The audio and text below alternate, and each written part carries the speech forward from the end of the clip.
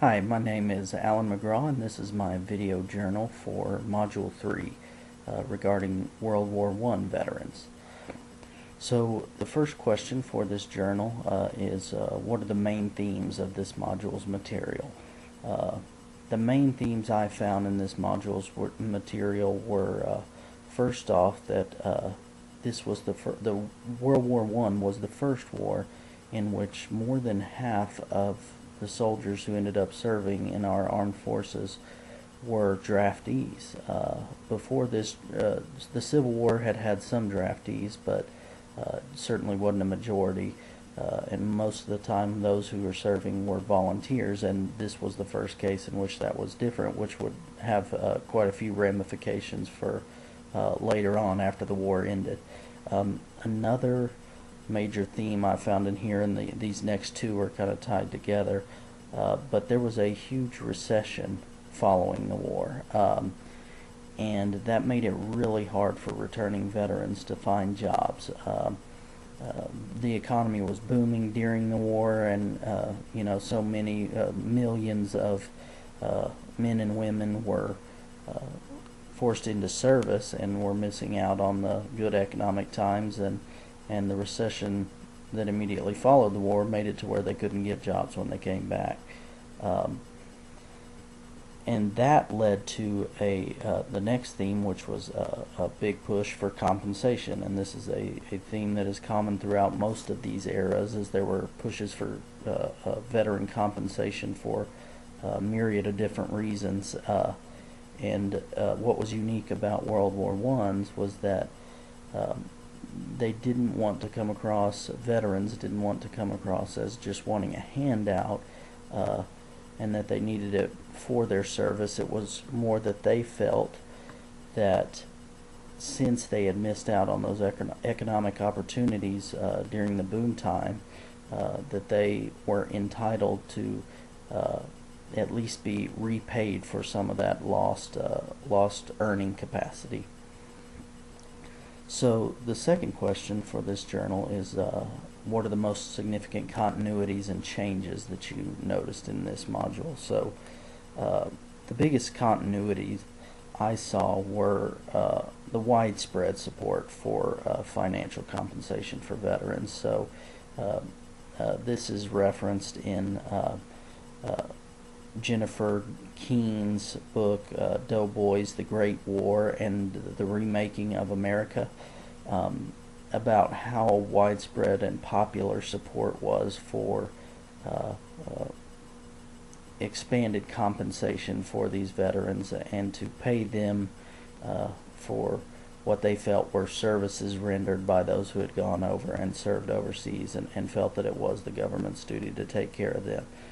And that seems to be a common theme throughout the Civil War period and the post-revolutionary period as well. As for the changes, there were several major changes during this period. The first is one that I've already mentioned, which is that there were so many draftees in the armed forces during World War I. Which again, it just really changed the dynamic for how these soldiers were seen after they got home. Since they didn't choose to join up, they felt that the government owed them more than maybe they had owed previous generations of soldiers. Another major change I saw was that psychological casualties began to be more well understood. It had been referenced in the Civil War, was the first time they really saw it and started to notice it. It was known as soldier's heart or things of that nature, but science really began to understand that this was not just a person who was weak mentally. It was something being caused by their experiences, and it was a real psychological issues, not just cowardice, which it had long been thought it was. Shell shock is the name typically you'll hear given during this World War I period to that disorder, the disorders relating to combat fatigue. In fact, there were almost 8,400 or just over 8,300 cases of men being sent home from Europe after having been diagnosed with these, which was a breakthrough. It had not been understood well enough in prior wars that people would be hospitalized or sent home on convalescent leave for that in prior wars. That I got those numbers from Bernard Rosker's book, Providing for the Casualties of War, The American Experience Through World War II. The next change I saw was focus on vocational and vocational rehabilitation.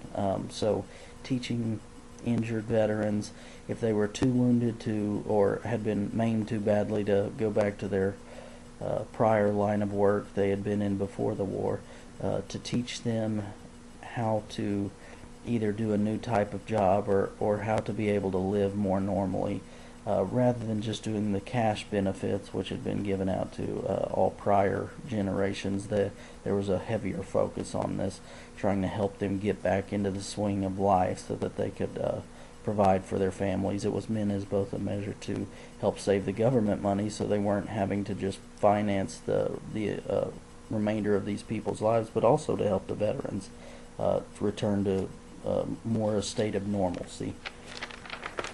So the next question, question 3, was how did these major points of evolution come about? So that first point of evolution regarding the draftees really came about just due to the vast need for numbers of soldiers that World War I required. It was such a large-scale war, unlike anything the U.S. had ever experienced, and so it just required more than a volunteer army was going to be able to provide, which is why so many were drafted into service. As for the next change, the psychological casualties being more well understood, that was mostly just due to advances in psychological sciences and the understanding of psychology in general and how the human mind works, and that really helped make great strides in beginning to understand these issues veterans were having to deal with when they got home.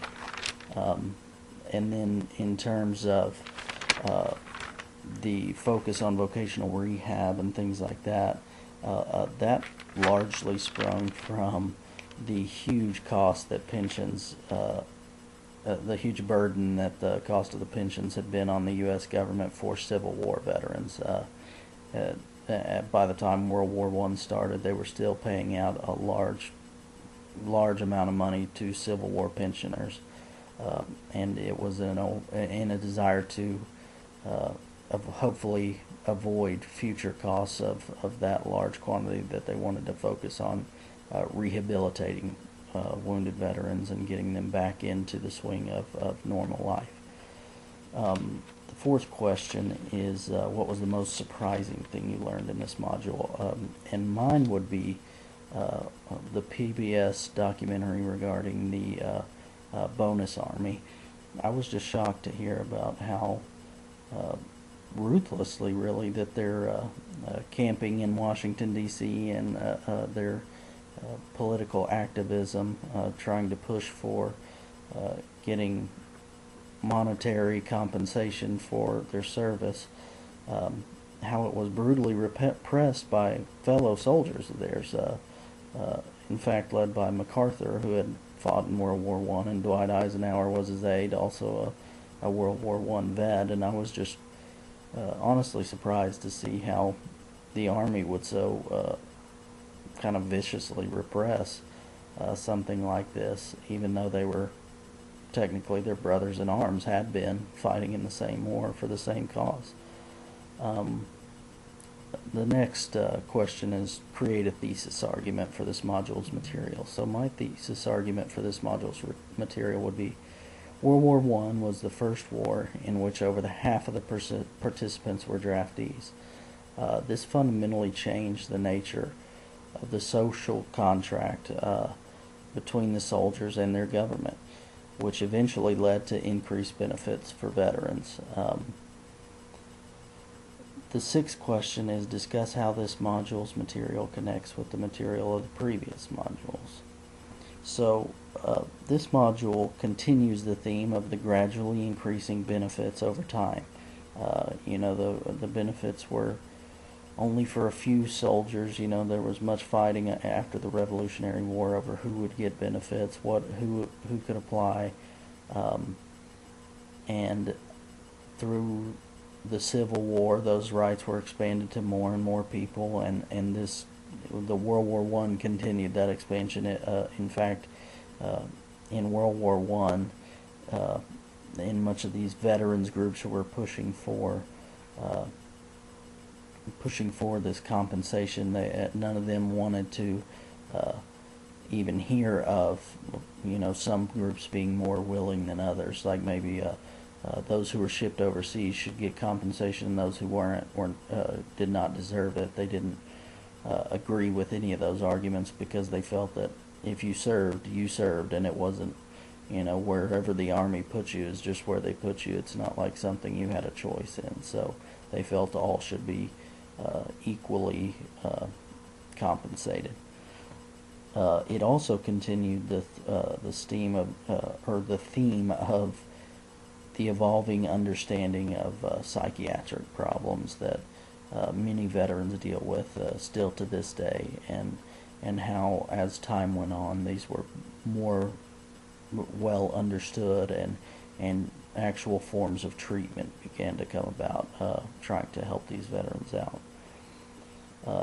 The last question is regarding those. For me, I'm doing a historiography, so it's asked me to discuss and prove a major assertion of the narrative discussed in the module using one of the primary sources. So one of the major assertions in this module is that those who were drafted into service lost out on a lot of economic opportunities due to being off fighting a war while the economy back home was booming.